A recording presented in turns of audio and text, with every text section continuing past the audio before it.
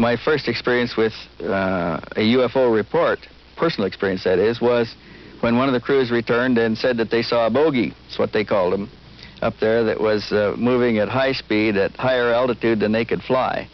And the crews later, I found out that they often referred to them as enemy aircraft or Russian aircraft, but usually bogeys.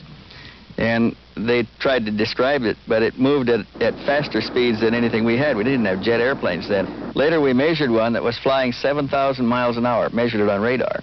So these clearly exceeded any of our capabilities in 1940, any capabilities of anybody in the world in 1947.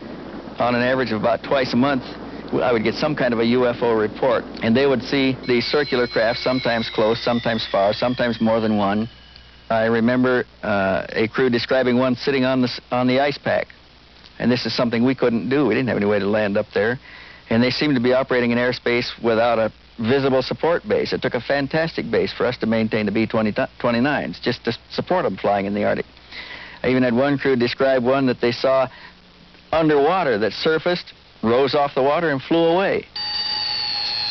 Now, this clearly exceeded any design capabilities that we knew of in the world. The B-29s flying these reconnaissance missions were equipped with a variety of cameras.